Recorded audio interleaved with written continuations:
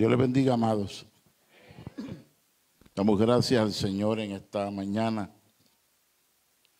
por la bendición de estar en su casa de oración.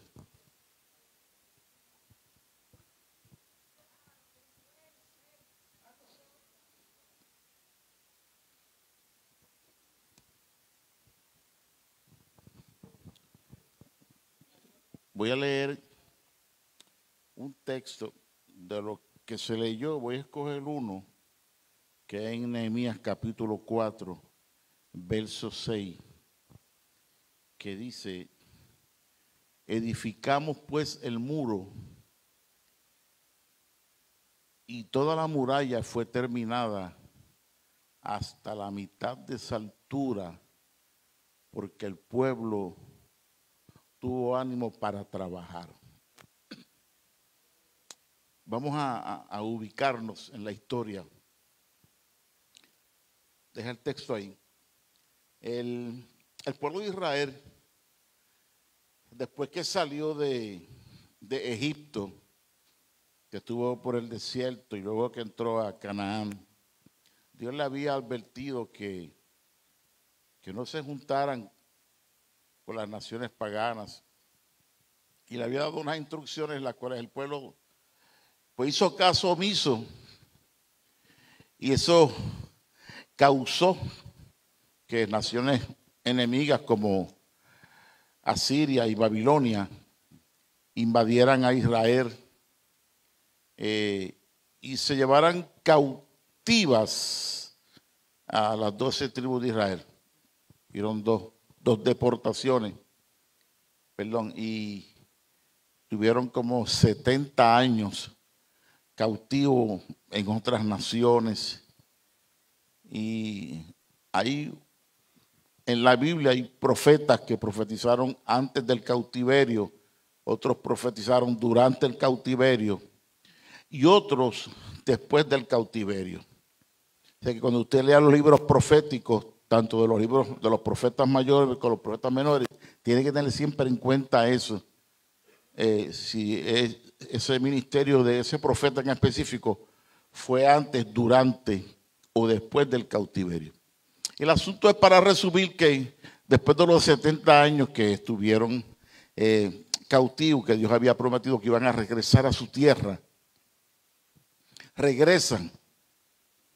Y uno de los líderes, ahí usted puede ver, estudiar los libros de Esdras y de Nehemías, que se dan dentro de esa temporada de reconstrucción, donde viene el pueblo regresa, vienen a reconstruir los muros que rodeaban a Jerusalén, porque Jerusalén estaba rodeada de un muro y ese muro tenía diferentes puertas con diferentes propósitos, y a reconstruir el templo también.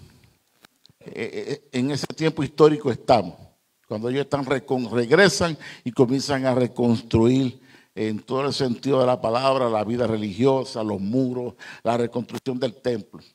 Y el asunto es que cuando comienzan a reconstruir los muros que rodeaban la ciudad de Jerusalén, dice la Escritura que ellos edificaron pues el muro y toda la muralla fue terminada hasta la mitad de su altura, porque el pueblo tuvo ánimo para trabajar.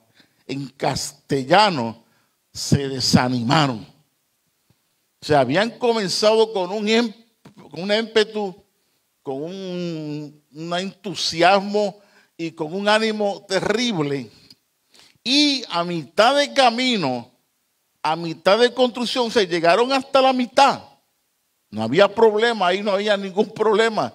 Ellos comenzaron, tomaron una decisión y comenzaron a caminar, comenzaron la tarea, comenzaron a reconstruir los muros.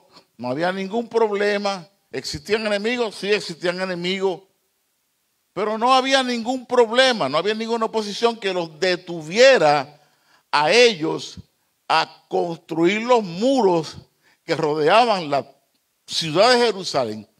Y el asunto es que dice la Escritura en este tiempo del libro de Nehemías que ellos construyeron hasta la mitad. O sea, cuando llegaron a la mitad, del trabajo, a mitad de camino, se desanimaron.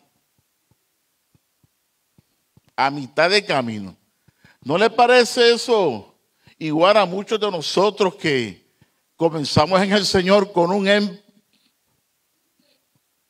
ímpetu y con un deseo y con un fervor, y a mitad de camino como que nos detenemos?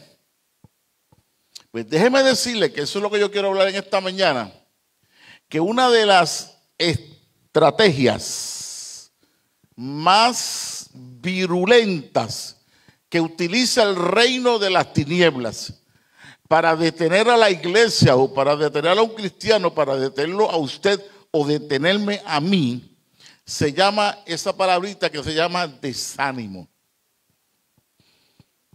¿Ok? El desánimo es una estrategia que utiliza el enemigo para detenerte.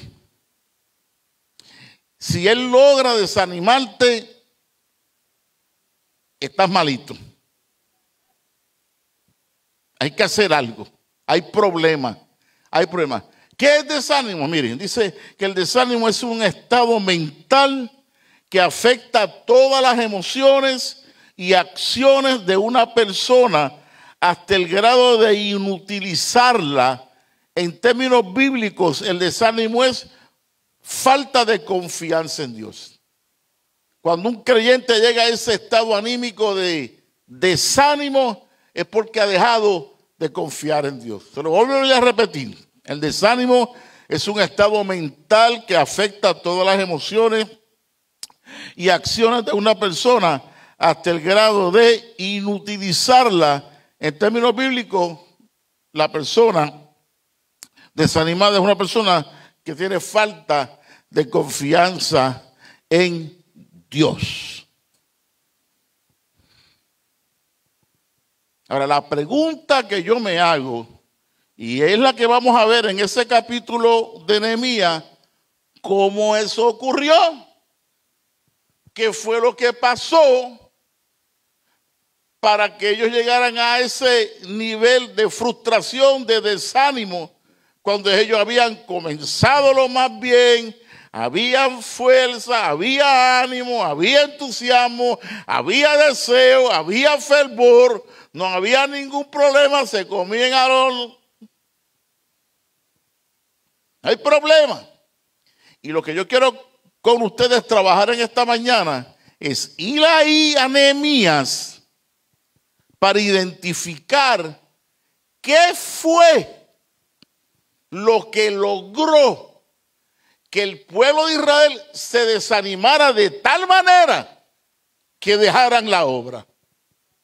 Y si lo quiere transportar al día de hoy, ¿qué es lo que puede hacer que usted y yo nos detengamos en el camino del Señor y echemos el pie? Y dejemos todo ahí. Y le demos la espalda al Señor. Y le demos la espalda al trabajo que Él nos encomendó. Y le demos la espalda al ministerio que Él nos llamó. ¿Eso es posible? Pues por eso es tan virulenta el desánimo, porque es la herramienta que utiliza el enemigo para detener a un ministro, para detener a un pastor, a un evangelista, a un predicador, a un cantor, a un músico, a un hermano común y corriente. ¿Usted cree que el enemigo está contento porque usted le sirva al Señor? ¿Usted cree que usted está en el cielo ya? Pues no es así. Hay una lucha y usted y yo tenemos que estar preparados para enfrentarnos a esa lucha. Ahora, yo quiero que usted vaya conmigo o que vea, mejor lo vamos a presentar en pantalla, para ver qué fue lo que causó ese desánimo. Para que no te pase a ti, para que no me pase a mí. En el verso 10 del capítulo 4, ¿qué dice? Y dijo Judá, oiga bien, dijo Judá, las fuerzas de los acarreadores se han debilitado. Lo primero que puede causar entrar al terreno del desánimo es perder las fuerzas.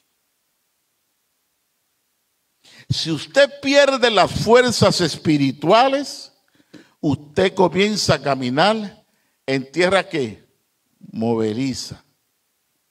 Si usted entra a ese estado de perder la fuerza, usted y yo no nos podemos dar el lujo de perder nuestras fuerzas espirituales, porque nuestra vida cristiana y la victoria de la misma depende de la fuerza espiritual que yo pueda tener de parte de Dios.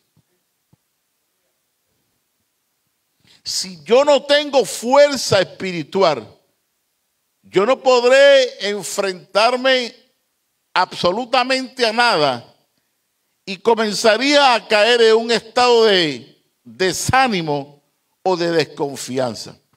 La pérdida de fuerzas es un problema. Ahora, ¿cómo viene la pérdida de una fuerza? En mi responsabilidad mantenerme fuerte en el Señor. Fíjense lo que dice Efesios capítulo 6, verso número 10. Pablo le dice a la iglesia de Éfeso: por lo demás, hermanos míos, fortaleceos en el Señor y en el poder de su fuerza. Ahí no dice, pídele al Señor fuerza. Ay, Señor, dame fuerzas. Oh, Dios, dame fuerza. No, no, no, no. Ahí dice que nos fortalezcamos en el Señor. Es decir, que hagamos una serie de ejercicios espirituales. Por ejemplo, como la oración, como la lectura de la palabra, como congregarnos, etcétera, etcétera.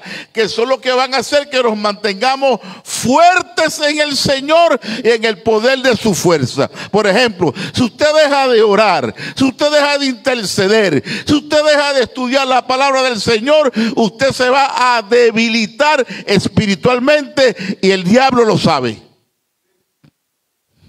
Y como el adversario lo sabe, y como el reino de las tinieblas con el cual luchamos lo sabe, van a tratar de que usted y yo dejemos de orar. Y va a tratar que usted y yo no le demos el tiempo necesario a la palabra del Señor. Y va a trabajar para que dejemos de congregarnos.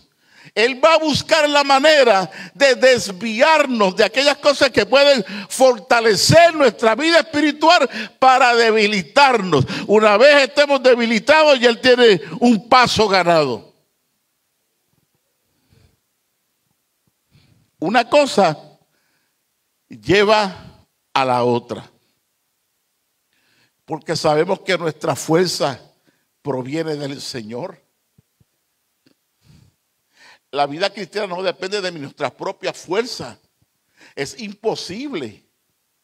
Y si yo me desconecto del Señor, me voy a debilitar espiritualmente. Y así trabaja el enemigo, poco a poco, sagazmente, con mucha astucia, con mucha sagacidad, con mucha artimaña, como una serpiente. Poco a poco irá trabajando para que usted no ore lo que oraba antes, no estudie lo que estudiaba antes, no se congregue como se congregaba antes, no busque el calorcito de la iglesia como antes, empiece a independizarse y a confiar en usted mismo y deja de orar, ya no ora lo mismo, ya no estudia la palabra como antes. Y él trabaja para eso, para lograrlo, porque él sabe que si tú pierdes las fuerzas espirituales, te vas a desanimar. Y un estado de ánimo, de desánimo, es lo más terrible que hay.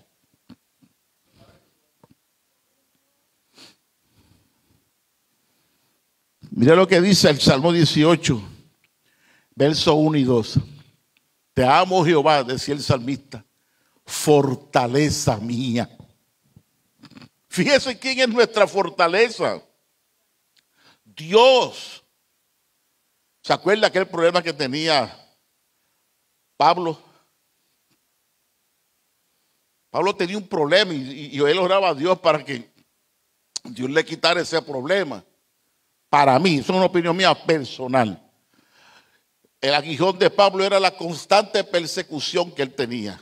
Donde quiera que se metía, una pedra venía. Donde quiera que se metía, era persecución. Latigazos, cárcel, pedrada, siempre. Siempre. Durante todo su ministerio. No hay ninguna base bíblica fundamental para decir que era una enfermedad. Porque Cristo cargó en la cruz del Calvario todas las enfermedades. No guardó una especial para dejársela a Pablo, ni a nada por el estilo. Bueno, eso es otro tema. El asunto es que Dios le dijo, mira papito, en tu debilidad yo voy a fortalecer mi poder. Cuando tú eres débil, entonces vas a ser fuerte, porque vas a depender de mí. Y no vas a depender de tu fuerza, ni vas a depender de tus conocimientos, ni vas a depender de tus estudios, ni vas a depender de tus experiencias. Yo quiero que tú dependas de mí las 24 horas del día, para que no se te trepe a la cabeza.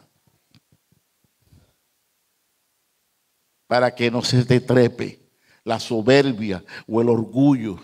Porque la naturaleza de Satanás es una naturaleza de orgullo, de soberbia. Por soberbio fue que Dios lo arrojó del cielo, siendo el director de la adoración del reino de Dios. Por eso la Biblia dice que este tesoro está en vasos de barro, para que la excelencia del poder sea de Dios y no de nosotros. De manera que tenemos que depender en Dios para que mantenernos fuertes en el Señor. Por eso no podemos perder el contacto ni la relación con Dios.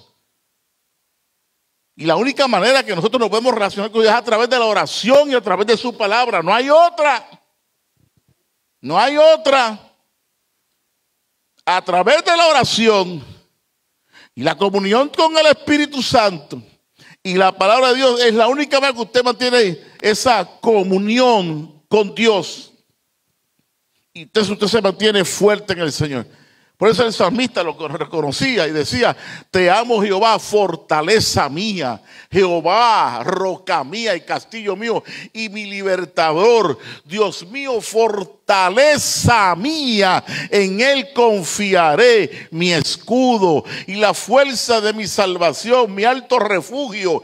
Invocaré a Jehová, quien es digno de ser alabado, y será salvo, y seré salvo ¿de quién? De mis enemigos. Ese es el salmista. Mire lo que dice el Salmo 27, verso número 1. Jehová es mi luz y mi salvación.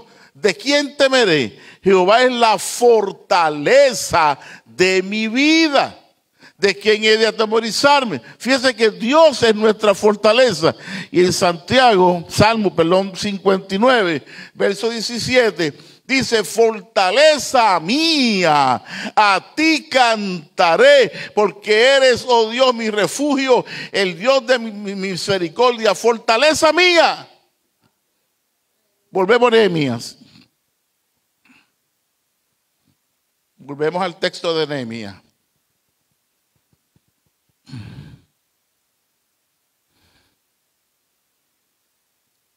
En el verso 10.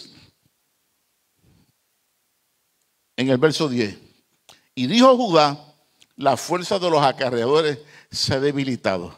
De manera que lo primero que pasó para que el pueblo se detuvieran y dijeron: hasta aquí llegamos, fue que perdieron las fuerzas.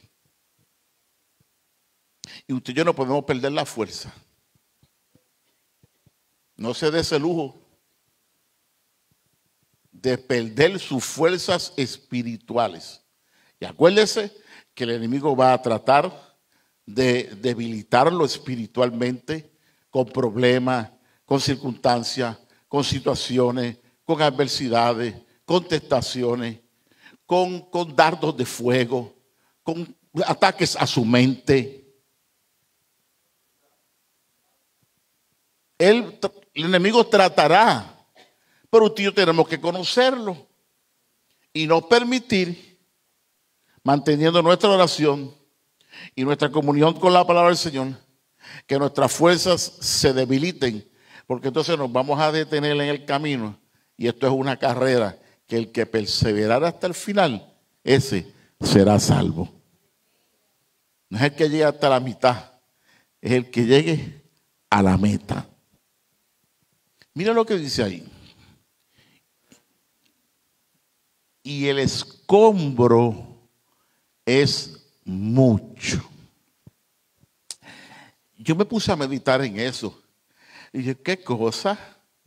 Al principio, los escombros no eran ningún problema. Es más, al principio había más escombros que cuando ya habían llegado a la mitad. Al principio, los problemas no eran ningún problema, los escombros no eran ningún problema. Al principio, la mirada de ellos no estaba en los escombros, sino en la labor que había que realizar. Y entonces, no solamente pierden la fuerza, sino que también pierden la visión. Quitaron su mirada de Dios, de la meta, del objetivo, de lo que Dios deseaba, y la pusieron en los escombros. Comenzaron a mirar lo que había donde, a su alrededor. Empezaron a mirar el problema. Empezaron a mirar la circunstancia. Empezaron a mirar la adversidad.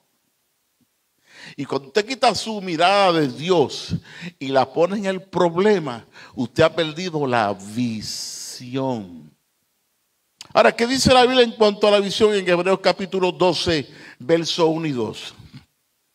Por tanto, nosotros, también teniendo en derredor nuestro tan grande nube de testigos, despojémonos de todo peso y del pecado que nos asedia y corramos con paciencia la carrera que tenemos por delante, puesto los ojos en Jesús, el autor y consumador de la fe.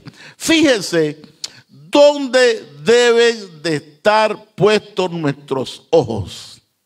Fíjense dónde debe estar puesta nuestra visión. Fíjense dónde debe de estar puesta nuestra mirada. En Jesús.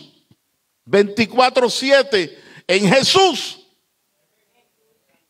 El día que usted y yo quitamos la mirada de Jesús, perdemos la visión.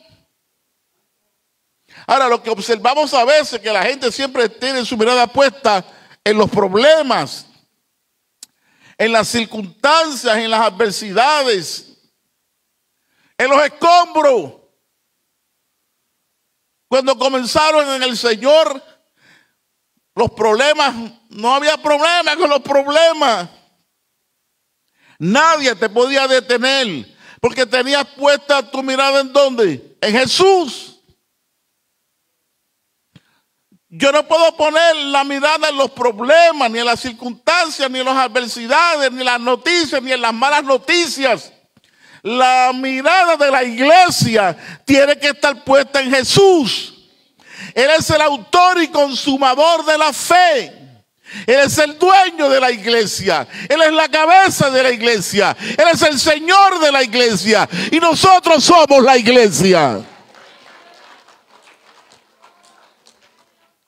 Judá dijo,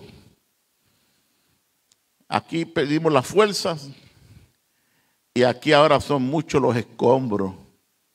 ¿Qué cosa? Que antes no había problemas con los escombros. Ahora la mirada la pusieron en los escombros.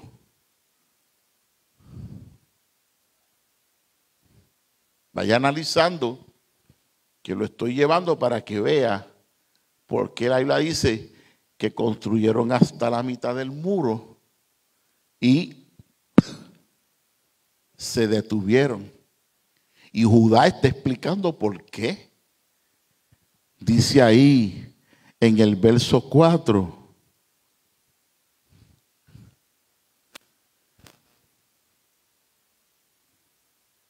Y no podemos edificar el muro. Cambió el lenguaje.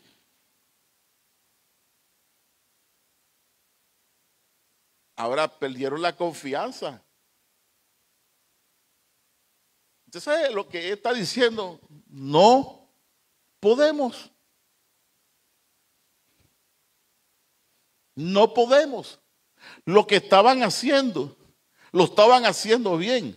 Pudieron comenzar. Habían escombros, habían enemigos. Pero podían. Claro, una cosa, repito, una cosa lleva a la otra. Si tú pierdes tu fuerza y comienzas a mirar tus escombros y comienzas a mirar tus problemas, claro que va a cambiar tu lenguaje. Porque de la abundancia del corazón habla la boca. Cambia tu mirada, cambia tu lenguaje. Cuando la gente tiene... ¿Cómo yo sé que la gente ha perdido su confianza en Dios? Porque de lo que hablan son de sus problemas. ¿Y por qué de lo que hablan son de sus problemas? Porque su mirada está puesta en los problemas y han quitado su mirada del Señor. Por eso lo que hablan son pamplinas. El hombre y la mujer de Dios tienen un lenguaje bíblico y es un lenguaje de confianza. Es un lenguaje de posibilidades. Entonces aquí ahora está diciendo Judá, no podemos. ¿Se acuerdan aquellos 10 espías cuando regresaron a dar el informe? ¿Qué dijeron a esos 10? No podemos. No podemos. Murieron en el desierto. Ellos lo dijeron. No, si tú dices no puedes, no lo vas a hacer jamás.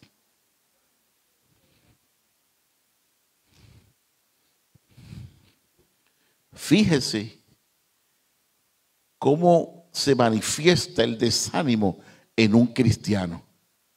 Se descuida en la oración, se descuida en la palabra, descuida su comunión con Dios, la relación íntima que tenía con Dios cuando le conoció. Pierde la fuerza, pierde la visión, empieza a mirar los problemas, empieza a mirar las circunstancias y de momento ¡pah!, empieza a hablar diferente. Ahora proclama a los 4 vientos, no podemos.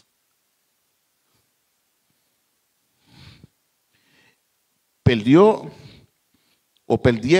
la confianza. Y miren lo que dice el Salmo 125, verso 1.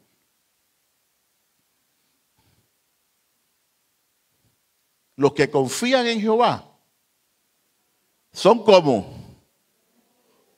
Y los que no confían, lo contrario. Los que confían son como el monte de Sión. Pero los que no confían no son como el monte de Sión. ¿Entiende? La clave está en confiar en Dios. Pero cuando tú pierdes las fuerzas espirituales y pierdes la visión y cambias tu lenguaje, comienzas a perder tu confianza en Dios. Una vez tú pierdes la confianza en Dios, una vez tú pierdes la confianza en Dios, eso no se resuelve en una pasadita por el altar y un amén con aceite. ni se resuelve con una oracioncita nada más.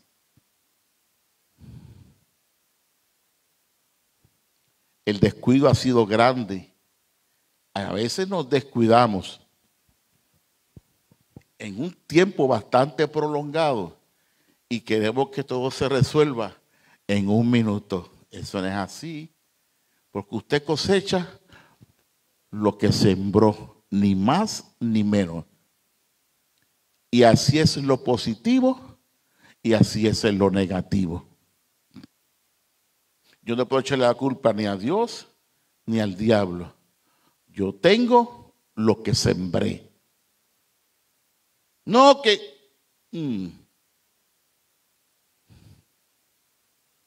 No, que si mi pasado, que si mi papá. Mire, yo tuve un papá, veterano de la guerra de Corea, alcohólico, esquizofrénico, psicótico, pensionado 100% de los nervios. Y eso no significa que yo tenga que ser lo mismo.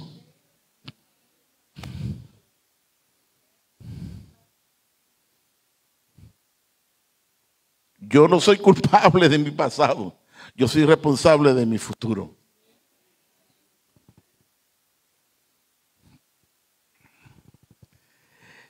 Oiga, perdieron la confianza. Ahora decían, no puedo. En el Salmo 11, verso 1, David tenía un problema. Mire lo que dijo, en Jehová he confiado. ¿Cómo decís a mi alma que escape al monte cual? O sea, él tenía un problema y el problema le hablaba. Y le decía, muchacho, escapa al monte cual, arranca por ahí para abajo. Vete volando. Vete volando, allí todo se resuelve en Orlando.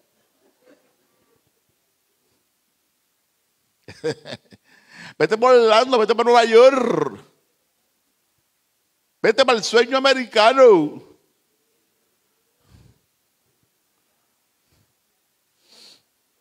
La criminalidad en Estados Unidos está peor que aquí en Puerto Rico. Bueno, no voy a hablar de política. Mire, el problema decía, arranca para el monte cual ave. Huye, escóndete, corre, arranca por ahí para allá. Y él decía, ¿por qué le decías a mi alma que escapa al monte cual ave? Sin Jehová yo he confiado, y los que confiamos en Dios no tenemos que coger para ningún lugar. Un aplauso al Señor.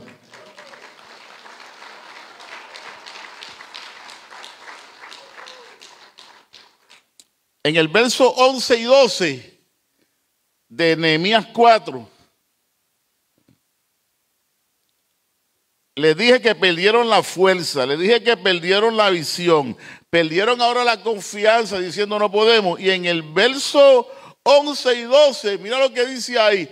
Y nuestros enemigos dijeron, no sepan ni vean hasta que entremos en medio de ellos y los matemos y hagamos cesar la obra. ¿Qué perdieron? La seguridad. Si cuando ellos comenzaron a construir los muros, estaban los enemigos, los Zambalá y los Tobías estaban allí y las amenazas existían. Y no había ningún problema con lo que decía la gente. Antes, cuando comenzaste en el Señor, lo que hablaran de ti te resbalaba. Porque tu seguridad estaba puesta en Dios. Yo me acuerdo una vez, cuando yo conocí al Señor, yo siempre caminaba de mi casa en Country Club a la cerámica a pie para ir a los cultos. Y eran muchos cultos en la semana. Pero yo me iba a pie y regresaba a pie. De Country Club a la cerámica. Y llegaba sudadito pero contento. Y siempre iba con mi Biblia. Y me acuerdo, yo siempre pasaba por una calle donde siempre habían dos apartados esperando que yo llegara para burlarse de mí. Y eso a mí no me interesaba, a mí no me hacía nada. Y siempre que yo pasaba por ahí, empezaban a hablar y a burlarse de mí, de mi Biblia, de mí, para donde yo iba. Ellos eran apartados y se ven que yo iba para la iglesia. Y eso era 3 o 4 veces en la semana. Ya yo estaba acostumbrado, yo ni les hacía caso. Hasta el día que ellos cayeron reventados en el altar de allí de la iglesia nuestra. Les voy a decir una cosa, uno de ellos estaba tan endemoniado, que lo encerraron en un cuarto los ancianos de la iglesia para echar fuera esos demonios que tenía uno de ellos, demonios de homosexualismo y de cuanta cosa usted se puede imaginar. Literalmente, no le estoy mintiendo, ese muchacho trepaba las paredes. Las trepaba, los demonios lo trepaban en las paredes, porque los demonios no querían soltarlo. Y quizás hoy le sirva al Señor. Y quizás si yo le hubiese hecho caso y le contestaba como impío, charlatanes, hijos del diablo, ellos no hubiesen conocido al Señor. O sea, ellos vieron mi testimonio de fidelidad a Dios. Ahora había un problema con lo que decían los enemigos y antes no. Ahora estaban pendientes a lo que decían los enemigos, pero antes no. ¿Qué me enseña esto a mí, hermano? ¿Qué nos enseña a nosotros esta noche? Miren, esta mañana. Que la importancia de revisar constantemente lo que estamos observando. Tú tienes que estar pendiente. ¿Qué es lo que usted está mirando? ¿Qué es lo que usted está observando? Porque un desvío de la mirada de aquellos judíos les costó mucho. Si Nehemías no hubiese hecho un plan y no hubiese hecho un liderazgo como el que hizo para que ellos recuperaran el ánimo, imagínese usted, no estuviésemos contándolo. Pero tenemos que estar pendientes constantemente qué estamos observando. ¿Por qué? Porque el enemigo va a tratar de diferentes maneras desviar nuestra atención y nuestra mirada. Y usará los medios de comunicación, usará a tus familiares, usará a tus vecinos, usará a esta gente que esté aquí en la iglesia que no le estén sirviendo a Dios como debe de ser. Usará al que se deje usar para tratar de desviar nuestra atención. Por eso tenemos que constantemente autorrevisarnos dónde yo tengo mi mirada puesta, en los escombros, en los problemas o en el Señor. Eso fue un aplausito chiquito.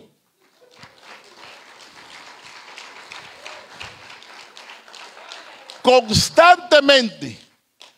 Recuérdense, el enemigo tratará de desviar su atención en algún momento dado. Y el día que usted lo haga, ay de usted. Va a tener problemas. Y el problema de todo esto, hermano, se lo digo y se lo repito, es que nos descuidamos de tal manera, de una manera tan desastrosa, que después queremos que con una oracioncita o con una gota de aceite se nos resuelvan los problemas. Y no es así. Lo que te costó por mucho descuido, a veces lo recuperarás con mucho siembra en el mundo espiritual, con mucha oración.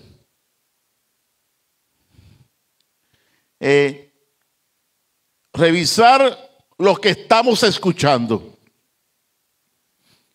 Ese fue el problema de ellos. Cambiaron su mirada, empezaron a mirar otra cosa que no tenían que estar mirando. Y nosotros no podemos quitar nuestra mirada de Jesús. Nunca. Todo lo que no huela a Cristo no sirve. Todo lo que no sea Cristo el centro no sirve. Sea lo que sea. Si Cristo no es el centro, no sirve, por más lindo que me lo ponga, por más religioso que me lo ponga. Si Cristo no es el centro, si Cristo no recibe la gloria, si Cristo no es exaltado, no sirve.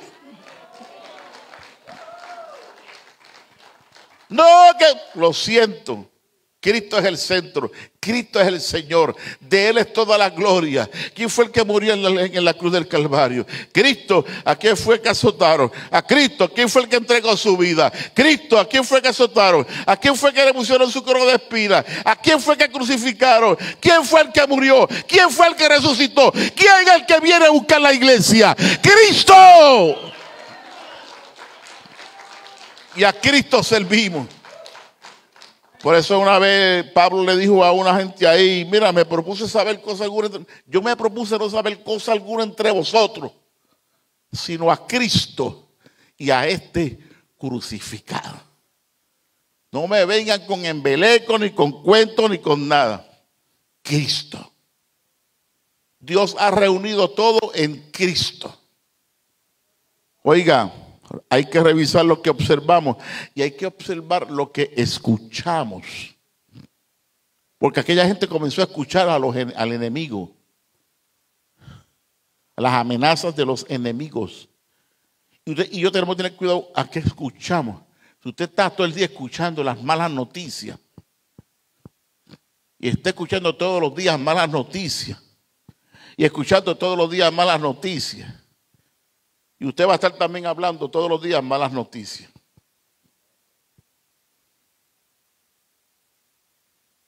Si usted separa los míos, no me dé malas noticias. Váyase allá al cuarto, se encierra con el diablo y se las cuenta el diablo. Sí, porque si usted va a hablar lo que escucha. Yo no tengo que ser brujo, ni espiritista, ni psicólogo, con el respeto del doctor, para saber lo que usted piensa. Lo que yo tengo que hacer es escucharlo. Escucharlo. Escucharlo.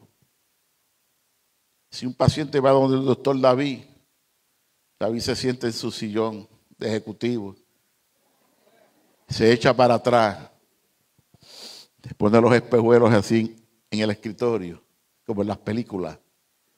Mira al cliente así con y le dice, cuéntame, dime, ¿qué pasó? Y ahí surge la catarsis y empieza el cliente. Y David a escuchar. ¿Para qué? Para poder identificar el problema o la raíz del problema, para saber qué consejo dar. ¿Entiende? Y si yo te escucho, yo puedo saber qué es lo que hay en tu corazón. Porque lo que hablamos es lo que escuchamos, lo que leemos, lo que observamos. Pues así mismo es el diablo. Escucha esto, el diablo no tiene la capacidad de leer tu mente. No puede. ¿Sabe? Porque el único omnisciente, como enseñaba la distinguida maestra aquí, Graciela, el único que tiene el atributo de omnisciencia es Dios. Dios es omnisciente. Dios siempre lo ha sabido todo. Dios lo sabe todo. Y el único que tiene ese atributo es Dios, por eso es Dios. El diablo no es omnisciente. Entonces, para el diablo saber dónde tú estás parado, te tiene que escuchar. Ay, bendito. Y si te escucha a ti hablando de enfermedad, de ansiedad, de problemas, de angustia, de crisis, de adversidades, de escombros, de aquí y para allá, él dice, ay, yo sé dónde está parada. te puede identificar fácil. No puede leerte la mente, pero te puede escuchar. Cuando tú oras en lenguas, el diablo no puede saber lo que tú estás orando. Tú estás orando. El orar en otras lenguas es orar en el espíritu. Y el único que te puede entender es Dios.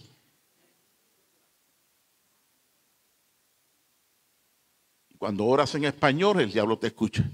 Pero si tu vocabulario y tu lenguaje, todo es problemas, anduta, que si me duele aquí, que si me duele allá. Ay, mi abuela se murió de cáncer, mi mamá se murió de cáncer. Yo creo que también me voy a morir de cáncer. Y todo lo que está en tu mente y tu vocabulario es enfermedad, dolencia, problemas, crisis. Yo creo que no voy a poder. Vas a comenzar a hablar como los judíos. No podemos, el escombro es mucho. Ay, nuestros enemigos, las cosas que dicen tan terribles. Estamos asustados. Vas a entrar en un estado de desconfianza tal que va a tener tremendo problema.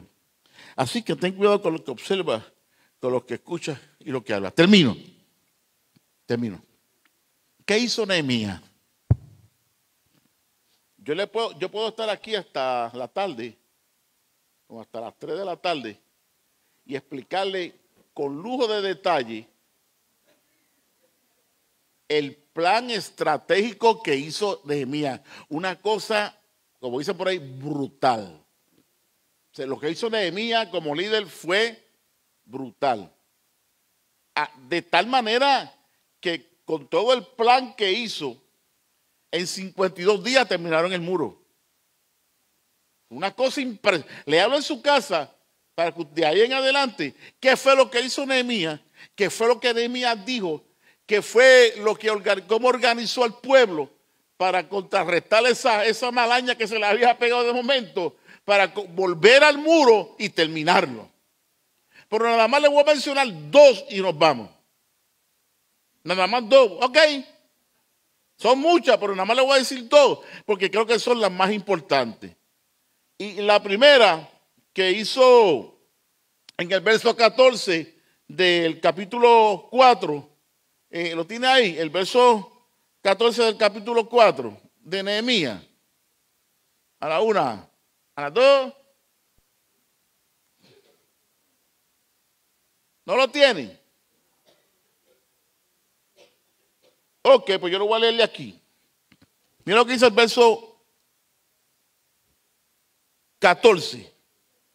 Después miré y me levanté y dije a los nobles y a los oficiales y al resto del pueblo: no temáis delante de ellos, acordaos del Señor grande y temible. Fíjense, lo primero que él hizo es dirigir la atención del pueblo hacia Dios. Fue lo primero que hizo, reunió al pueblo.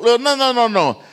Cogió, ustedes no van a ver más los escombros, ni van a ver más lo que dicen los enemigos, ni van a ver si aquel perdió o no perdió la fuerza. Vamos a dirigir toda nuestra atención hacia el Señor.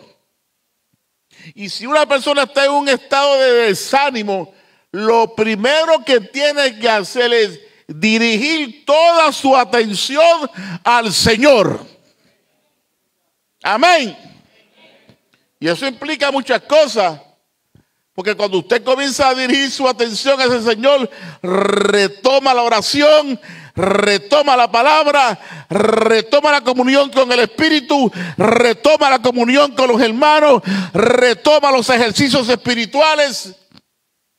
Y toda su atención y su esfuerzo están dirigidos hacia el Señor para contrarrestar todo aquello que te había llevado a ese estado de desánimo y de desconfianza.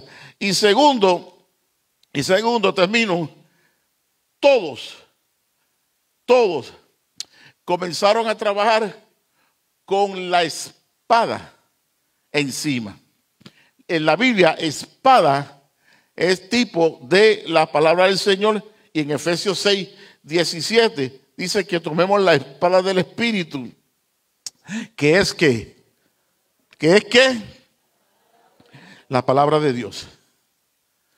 Rediriges toda tu atención al Señor y coges la palabra del Señor, que es la que te va a dirigir de ahora en adelante. ¿Tienes problemas? Dirige tu mirada al Señor y coge la palabra. ¿Estás desanimado? Coge la palabra del Señor. Dirige tu mirada al Señor. ¿Has perdido la fuerza? Dirige tu mirada al Señor. Hay muchos escombros a tu alrededor. Deja de mirarlo. Comienza a mirar al Señor. Cambia tu lenguaje. Cambia tu mirada. Cambia. Haz un cambio. Tienes que hacer lo tuyo. No lo puedo hacer por ti. Tiene que ser un acto de tu voluntad para poder desbaratar todo eso que te tiene desanimado. Y vas a ver el fruto de bendición en tu vida y vas a poder hacer lo que el Señor quiere que tú hagas. Den un aplauso al Señor.